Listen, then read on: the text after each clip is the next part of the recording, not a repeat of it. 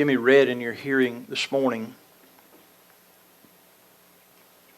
Hebrews chapter 4, verses 12 and 13. Do you remember the context of Hebrews 4, 12 and 13?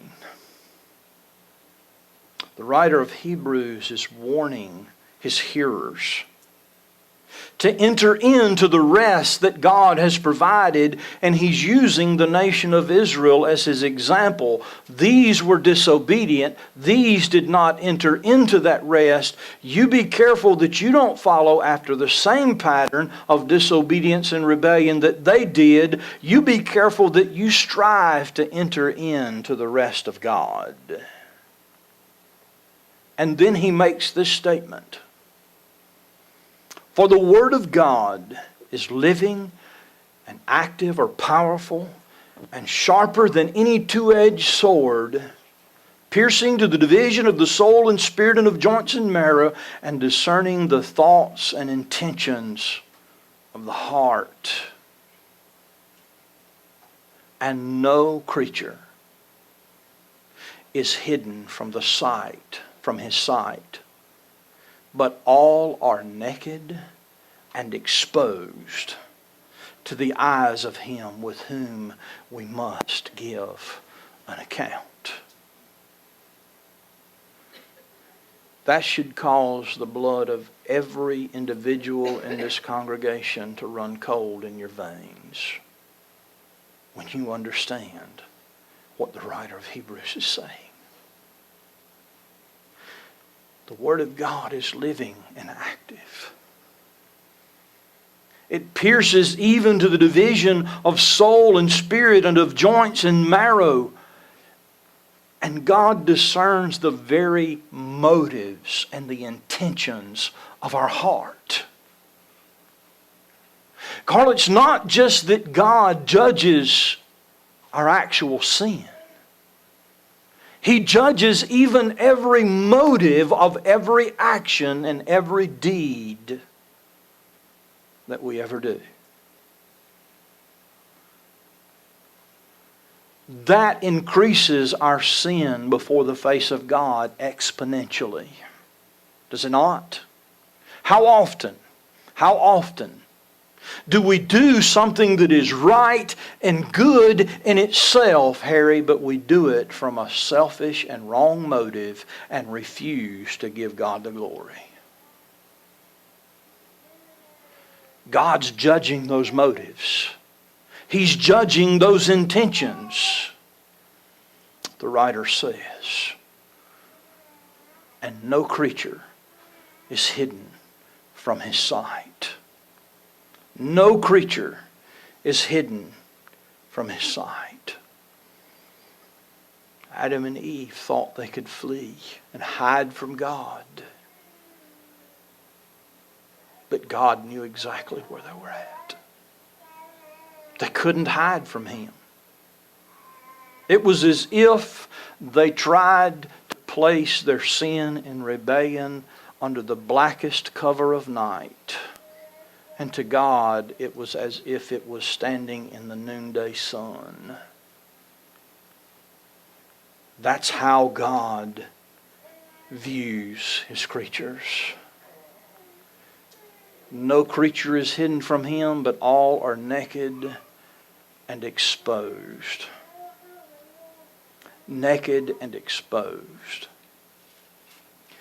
That word exposed in the Greek is very interesting. The word pictures that the writer of Hebrews is using here are stunning. This word was used in three ways. The word in the Greek is trachelizo.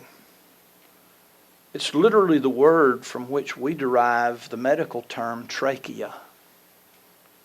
That area wherein we take in the oxygen that sustains us, the food that sustains us, that area of our trachea.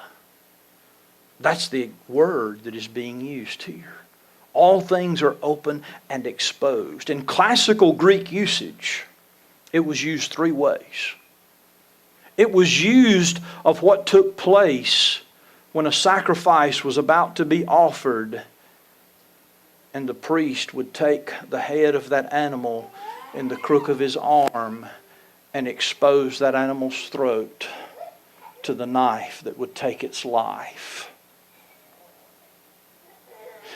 All things are opened and naked and exposed to Him with whom we must give an account. It's as if the author intended to draw the word picture that the sword of God's judgment was poised at our very throat, and we were helpless. We were helpless to defend ourselves.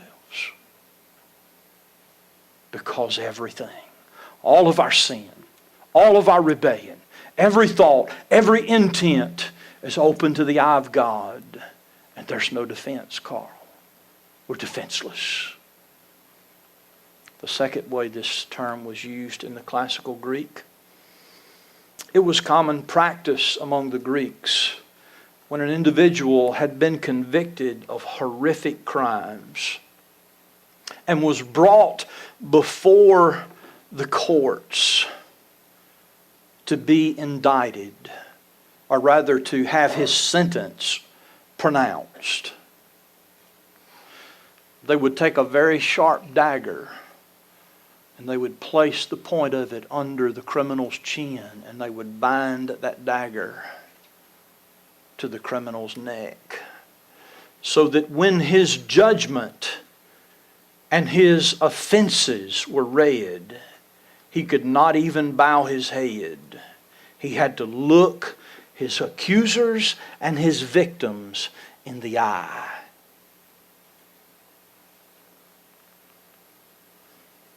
And so with God,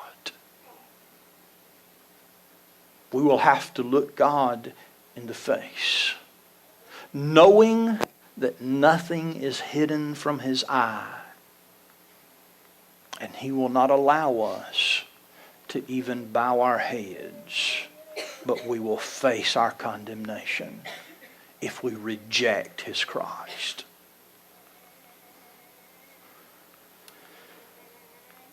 The third way this term was used of Greco-Roman wrestlers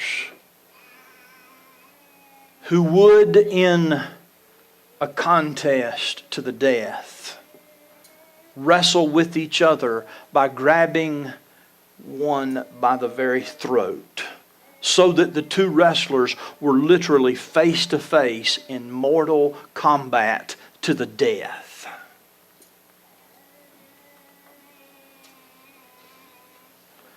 Put it in South Mississippi vernacular. When you had somebody around the throat, you had them by the short hairs. They weren't going anywhere. Do you see how descriptive that term is?